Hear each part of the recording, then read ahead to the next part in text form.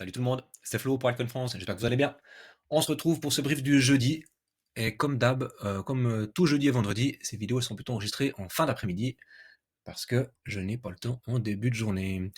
Du coup, on fera aujourd'hui un petit point sur les, euh, les courbes des DEX qui nous intéressent hein, en ce moment. On voit qu'il y a pas mal d'activités. Bon, aujourd'hui, une journée un peu de retracement. On continue nos jambes baissières. On verra tout ça. Mais pour commencer, deux, trois flash news que vous pouvez retrouver comme d'habitude sur notre application Altcoin France. Donc, n'hésitez pas à nous rejoindre. Donc, au-delà des flash news, des updates de marché régulières, des informations sur les airdrops, éventuellement essayer de définir quel est votre profil d'investisseur. Pour ça, je vous invite à passer un coup de fil, de prendre un appel de coaching, c'est gratuit. Alors, comme disait Seiya hier pendant le live, on n'est pas des pirates, on va pas vous soutirer vos informations, on est juste là pour vous accompagner au mieux dans cette fin de bull run qui s'annonce pour le moment compliquée, mais du coup intéressante. Donc vraiment, n'hésitez pas à nous rejoindre. Je disais donc quelques flash news. L'administration Trump qui va adopter les modèles d'IA développés par xAI, la société d'Elon Musk, tiens, comme par hasard. Mais du coup, ça va dans le sens des informations un peu de cette semaine avec Nvidia qui rachète ou en tout cas qui met des parts de marché gigantesques dans Intel Foundry. Beaucoup d'informations là autour, la création d'un immense centre de données aussi aux États-Unis. Donc, on parle de centaines de milliards. Enfin, c'est des trucs complètement hallucinants. Donc, ça continue d'aller dans le bon sens. Et est-ce qu'un jour ça portera chance à nos alt IA préférés, on verra. Mais en tout cas, le narratif pourrait bien revenir une fois que celui des DEX PERP sera passé. Des news écho un petit peu, on voit que les inscriptions hebdomadaires au chômage aux US, elles sont en dessous des attentes, à 218 000 contre 235. Donc ça, c'est plutôt intéressant pour l'économie américaine. Je vous rappelle qu'à contrario, si on veut des baisses de taux intéressantes sur les marchés, il faut qu'il y ait du chômage. C'est un peu méchant à dire, mais en même temps, si l'économie se porte très très bien, il n'y aura pas de raison de baisser les taux.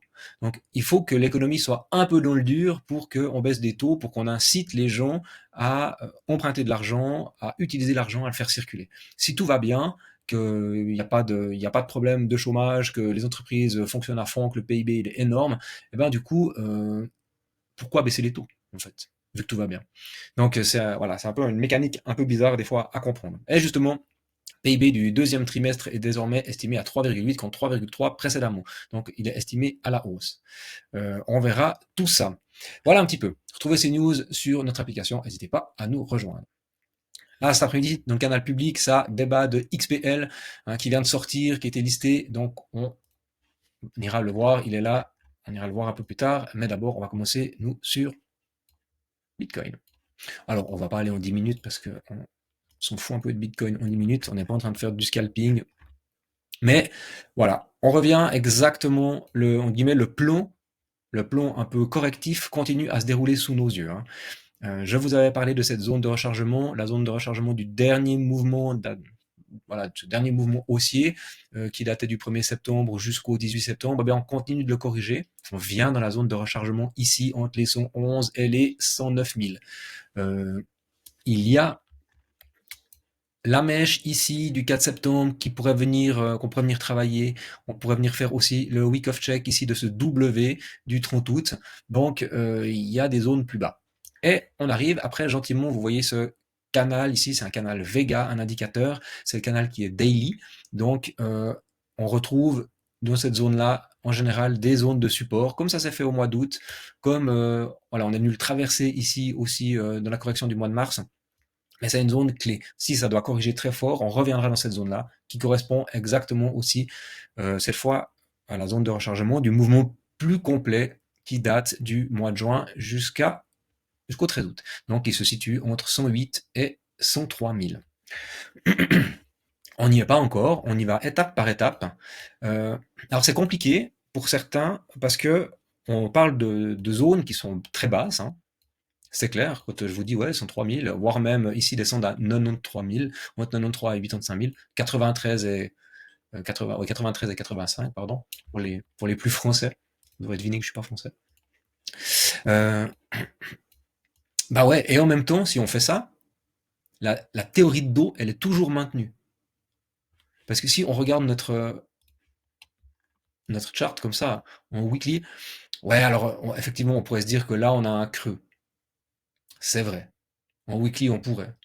Donc, il faudrait se limiter à cette zone-là des 104, des 104 000. Mais on a vraiment nos sommets avec nos creux plus hauts et puis nos sommets plus hauts. C'est toujours une question d'échelle de temps. Ben voilà. En monthly, aucun problème. C'est up only.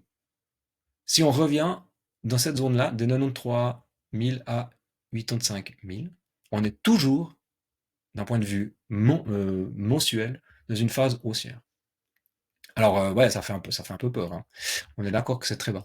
Et puis le souci qu'on a, c'est que nous, on est rivé à notre chart et on est dans l'émotionnel en daily. Donc voilà. Maintenant, la question c'est est-ce qu'on est prêt à subir une correction comme ça et à redescendre aussi bas? Pour beaucoup d'entre nous, non, c'est pas ce qu'on veut, parce que ça veut dire que nos altes, elles vont ramasser cher derrière. Donc on doit anticiper ça. Vous devez vous poser la question de dire, moi, mon seuil, il est où? À partir de quand je sors de position, j'attends une fin de correction, quitte à rentrer plus tard. À partir de quand je me hedge, à partir de quand je me protège. Certaines personnes, c'est du daily. Quand on a commencé à imprimer du daily ici, qu'on a cassé cette structure à 114K, pour eux, c'était le top, ils sont sortis. Ils sont peut-être rentrés de nouveau quand on l'a cassé ici, quand on a fait notre fake out autour des 121, ressortis plus tard. Ça demande de l'agilité. Mais c'est compliqué, c'est clairement compliqué. Donc ici, qu'est-ce qu'on voit? On a fait notre montée, on est venu en zone de short, hein, j'en parlais déjà, j'en parle régulièrement, on s'est fait rejeter et on repart à l'envers. Et on arrive où? Dans l'autre zone de Fibo, zone de rechargement. Donc maintenant, on a deux possibilités, toujours deux possibilités. C'est soit dans cette zone-là, on consolide et on repart à la hausse. Donc est-ce que ce sera la zone de short de ce mouvement ici? Voilà, je vous le mets là. Pour après repartir plus bas. Ou est-ce qu'on va traverser cette zone de short pour aller plus haut et du coup faire un grand W, très boule. Ça, ce serait vraiment une structure très boule. Ben, ça, on est obligé d'attendre. On ne peut pas savoir avant. Ce qui est sûr, c'est que là, vous voyez, on a cette grande imbalance qui est baissière, hein, des 115 aux 113 000. Et ça, il faudra venir la travailler. Donc, est-ce que ça se fait avec force, on vient dans la zone de short et on repart parce qu'on vient juste travailler les imbalances pour combler le travail qu'il y a à combler? On ne sait pas. On verra. Maintenant, on peut continuer sur ce mouvement-là d'aller plus bas. On pourrait très bien simplement rebondir jusqu'au premier arrêt, ici, au 113 000, avant d'attaquer, d'aller plus bas. Et là, cette fois, il y a de fortes chances qu'on vienne travailler cette zone, hein, des 108 au 103 000. Donc, on doit observer ça. En fait, il y a trois scénarios. Le troisième scénario, c'est de continuer à latéraliser dans cette zone-là avec une compression. Et à la fin, une extraction. C'est les trois possibilités. On ne peut pas les anticiper, par contre, on peut les observer et puis on peut décider ce qu'on fait. Si vous êtes pessimiste, quand on arrive dans cette zone de short, entre 115 et 116 000, vous sortez. Clairement, on est là, on sort. Si vous êtes bull, puis que vous êtes plutôt à jouer des swings, quand on arrive dans la zone des 110K, on recharge, on sécurise sous la structure et on recharge et on attend un top. Et voilà. J'espère que c'est clair. Ether, on est venu faire une grande mèche, hein, dans la zone de rechargement, justement. Ah bah j'avais dessiné la flèche, une flèche prophétique. On a encore des zones à travailler, des imbalances à venir travailler ici, entre les 3800, entre les 3738. Vu la tronche du graphe, pour le moment, moi, j'ai pas de raison de me dire qu'on s'arrête ici. Alors, on a touché la zone de rechargement, il y a eu une réaction un peu, j'ai envie de dire, épidermique, hein, ça a racheté tout de suite, ça a créé de la mèche. Mais pour moi, ça va être retravaillé si on vient regarder en une heure. Pour moi, on voit que pour le moment, c'est absolument pas boule du tout. On a le MACD qui commence à reprendre un peu des couleurs, mais sinon sur l'OBV, on est toujours très très très bearish. Donc pour moi, il y a de fortes chances qu'on continue de creuser ici jusqu'à 3007. Et on a notre canal daily qui est sur les 88,6 de Fibo. C'est aussi une zone très appréciée en crypto pour venir rebondir. Mais on pourrait très bien venir ici faire un petit week of check de ce W, de cette cassure, et redescendre jusqu'au 3737. Même chose que pour Bitcoin. C'est quoi votre gestion du risque? C'est pas une figure boule. Quand on a cassé ici les 4079, clairement, on était sur quelque chose de bear. Si dans votre impétence au risque, c'est compliqué, n'hésitez pas à sortir. Et puis, si vous sortez là maintenant, ben peut-être que vous aurez des opportunités de rentrer plus bas. Dans cette zone de rechargement, à quelques pourcents, ma foi, on aura peut-être perdu un peu de temps et autres, ok, très bien, ou peut-être plus bas. On a un énorme trou dans le volume profile, ben peut-être qu'on doit aller chercher ça. C'est possible. Et si on doit aller chercher ça, eh ben, vous aurez réussi à faire un edge de 24%. Alors maintenant, moi j'attendrai ça. On essaye de sortir en se disant, ok, si le marché doit continuer à être vraiment mauvais, il va attendre de faire un rebond et d'être dans cette zone-là avant de repartir plus bas. Ok, c'est possible. C'est possible. Si on va regarder les ETF, on a 3 jours de outflow assez net. Hein. À peu près 300 millions, 400 millions sur Bitcoin avec 240 quand même hier d'entrée. Donc ça, c'est pas mal. Mais on voit que c'est aussi assez indéterminé en fait pour le moment. Ça fluctue beaucoup. Donc voilà, il y avait beaucoup de gens à levier, il y avait beaucoup d'euphorie sur ce marché. Il y a besoin de faire peur à tout le monde. Et c'est souvent comme ça qu'on construit des bottoms, enfin des tops, des bottoms locales, pardon, avant de pouvoir repartir plus haut. On fait peur aux gens, on les fait sortir, les gros rachètent et on repart. Alors on verra. On verra si on est dans quelle phase on est. Je préfère être un peu pessimiste. Pas, je suis pas pessimiste, mais je suis pas là pour vous vendre du rêve en vous disant demain on repart à 5000 ou 5400. Pour le moment, c'est pas ce que les graphes montrent. Mais une fois de plus, si on regarde ça en monthly, il est où le problème? Bah il y en a pas. On fait un week of check. On a cassé notre grand W, on a bloqué un M dans un énorme W. Superbe. On vient retester la base de ce grand mouvement, ce qui est tout à fait sain et normal. En monthly, cette charte, moi je l'achète. Et je l'achète là, à 3900, à 4000, allez, feu. Et puis le prochain objectif, c'est le top. Donc une fois de plus, prenez du recul face à ce que vous voyez, ça fait du bien de prendre du recul. Cette charte elle est magnifique si on la regarde comme ça. Mais elle fait peur en daily, c'est vrai. Elle est même sacrément dégueulasse en daily, on va pas se mentir. Ok, bon, j'espère que vous comprenez un petit peu là où je veux en venir. Du coup, ce qui nous intéresse aujourd'hui, c'est le bordel, on a déjà beaucoup trop parlé de ce truc. C'est Aster. Il n'en finit plus. Hein. Donc on daily, boum, boum, boum, boum, boum, c'est du up only, chaque fois on corrige, on repart. On fait quand même méga gaffe parce que le market cap est super haut. Mais ouais, c'est joli. Là, on voit on est venu faire un petit, on va la prendre 1 heure, comme ça on a un peu plus de petites bougies, ça nous aide à mieux voir les mouvements. Donc on a eu cette petite phase de consolidation avec ce magnifique top, hein, 1, 2, 3, triple touchette, on se casse la figure, on passe sous notre tunnel ici 15 minutes. Bah, du coup, maintenant, il faisait support, il fait résistance. Très bien. Qu'est-ce qu'on voit? On voit qu'on a pour le moment pas de signe de retournement. Alors oui, on a notre dernière bougie plus basse qui s'est fait ravaler, ok, mais on n'est toujours pas sorti de l'auberge. MACD qui reprend un peu des couleurs, ok, c'est pas flagrant. Comme d'hab, on prend notre fibre, hop, où la bougie la plus haute, et là, on est sur le premier arrêt. Très bien. Donc là, on peut tenir cette zone-là avant de partir plus haut, ce serait merveilleux. Et si on casse cette zone, si on vient prendre cette bougie ici au 1,87, ce sera la zone de rechargement. Et puis, dans cette zone de rechargement, on ira faire notre tweak of check ici à 1,66, ça sera merveilleux, ça sera très bien. En plus, on a de l'imbalance à venir combler. Hein. Ici, entre les 1,76, les pouf pouf pouf, 1,83. Là, on a de l'imbalance haussière, voilà. Donc, on a un petit thème appris. Ici, aussi, on a de trous dans notre volume profile, donc le prix aime bien venir se loger là-dedans. Ouais, c'est possible qu'on vienne, si la dynamique du jour elle continue comme ça, on est déjà à 12,6% de baisse, c'est possible qu'on vienne chercher ça. Et puis du coup, si on vient chercher ça, peut-être qu'on poussons un petit peu, on arrivera en zone de rechargement qui se trouve là entre les 1,5 et les 1,69. Tac. Oui, mais qu'est-ce que tu fais maintenant? Est-ce que tu rentres maintenant? Non, là je rentre pas, j'attends, il n'y a pas de structure, il n'y a rien du tout. J'expliquais à des membres l'autre jour, moi j'attends 3 validations tout le temps. Est-ce que j'ai une localisation? Pour le moment, je suis sur une résistance de fibro, donc ma loca, elle est plutôt OK pour du swing. Sinon, j'attends une localisation plutôt institutionnelle moyen-long terme sur une zone de rechargement.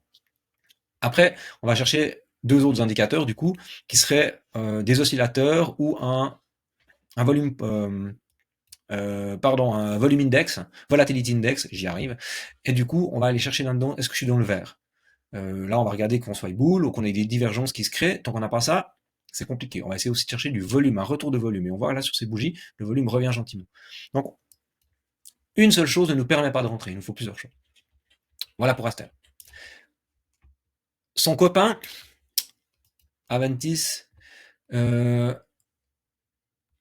a bien tenu cette phase de correction, là, il a bien latéralisé. J'avais dessiné hier ou avant-hier en disant on va aller chercher cette zone-là. On n'y est pas allé tout de suite, on s'est un petit peu promené, on est venu une deuxième fois dans la zone de short, un petit peu plus fortement. Et cette fois, boum, la correction elle se fait. On a cassé la zone de range au 1,74 et du coup cette fois on creuse. Vu qu'on a cassé le premier arrêt des 1,87, on a notre imbalance ici, hop, qui se trouve là, haussière. Il y a de fortes chances qu'on travaille au moins jusqu'ici. Mais en général, on reste pas au milieu, on reste pas entre le 38,2 de Fibo et le 61,8, on continue de travailler et du coup, il y a de fortes chances qu'on descende chercher de la liquidité jusqu'au 1,34. C'est possible. Hein. Il y avait des setups potentiellement quand on a commencé à repartir là, mais on avait dit attention, mettez vos stops parce que si vous faites stop, enfin si on casse là, on va aller beaucoup plus bas. On va voir ce que le prix nous fait. Là, on est en 1 heure. Tout d'un coup, on peut remonter sur le 38,2 de Fibo et puis là, ce serait positif. Hein, si tout d'un coup, on a une grande bougie de rachat avec de la force, puis qu'après on vient tenir ces 38,2 de Fibo, alors là on aurait plutôt le signe que le prix il va bien se maintenir, puis qu'on va repartir plus haut. Mais c'est pas tellement ce qu'on voit. Hein. Une fois de plus, les indicateurs ils sont plutôt à la baisse. On a du volume de vente qui est assez important. On est ici sur le tunnel 1 heure qui fait support avec ce grand trou dans le volume. On en a encore un ici. Ouais, il y a des chances qu'on ait cherché ça. Hop, celui-là on l'enlève. Et vous voyez, hein, si on doit aller chercher tout le mouvement complet, on a notre zone de rechargement qui est plus basse. Alors, ça aussi, là on est en 1 heure. Si on prend en 4 heures, vous voyez que notre premier arrêt, il correspond pile poil avec cette imbalance. Donc on a une grosse imbalance qui est bien plus importante en 4 heures. Du coup, si on dézoome, on trouve d'autres zones clés, hein, d'autres niveaux clés. Et c'est ça qui est aussi important, c'est de regarder où c'est qu'on a des zones qui convergent. Un premier arrêt de Fibo, une imbalance, un tunnel 1 heure, ok. Peut-être qu'on a trouvé encore, avec un petit peu de baisse, ici, un premier bottom. On verra. Mais soyez patient. J'en termine avec cette belle bougie verte. XPL, donc de Plasma. Plasma qui est une layer 1 qui est proposée en fait, qui propose pardon d'être une layer 1 faite exprès pour des stablecoins. On sait que le narratif des stablecoins c'est quelque chose qui est puissant. Il y a plusieurs projets, un RSR et tout ça. Ils sont portés par des gens qui sont plutôt qui ont plutôt l'oreille des politiques aux États-Unis, qui viennent de grands groupes et autres. Donc voilà, c'est intéressant. On le reconnaît, hein, lui, Scott Bessent, trésor américain. Maintenant, c'est déjà une capitalisation qui est à presque 2 milliards, 1,6. Donc, pour faire bouger ce genre de truc, il faut pousser assez fort. C'est sorti sur Binance, c'était listé sur Binance, on pouvait l'avoir en pré-listing, c'était un peu compliqué, je sais pas trop quoi. Mais là, maintenant, c'est sorti officiellement à 15 heures, heure d'Europe sur Binance. On voit que ça se passe plutôt pas trop mal. Faites attention, si vous rentrez sur ce genre de truc, ça peut monter très vite, mais ça peut aussi se casser la figure très très vite. Donc là, on est sur presque du scalping. Si vous avez un projet, envie de mettre des billes là-dessus, c'est du DCA, petit à petit, tranquillou. Surtout pas du levier x37, sinon vous allez vous faire rincer plus vite que votre ombre. Surtout qu'on voit que pour le moment, c'est pas en 1 minute, là, c'est pas fou. Il n'y a pas des gros volumes. Hein. Moi, je m'attendais à ce qu'il y ait beaucoup plus de volume que ça. Ça reste assez faible. Donc voilà, pour moi, ça ressemble à un truc comme ça en 1 heure. Donc on fait gaffe, mais c'est un projet qui est très intéressant et qu'on va vraiment suivre sur Altcoin France. On vous en parlera sans doute régulièrement, pour autant que ça continue à développer et à proposer des choses intéressantes. Voilà, voilà. Alors, pour moi, c'est tout. Je vous retrouve, bien sûr, demain. N'hésitez pas à mettre un commentaire, à me proposer des alts à analyser. Et demain, comme d'hab, le vendredi, une partie pour les membres Elite Investor uniquement et une partie publique. Donc voilà. D'ici là, moi je vous souhaite une bonne soirée. À tout bientôt. Ciao.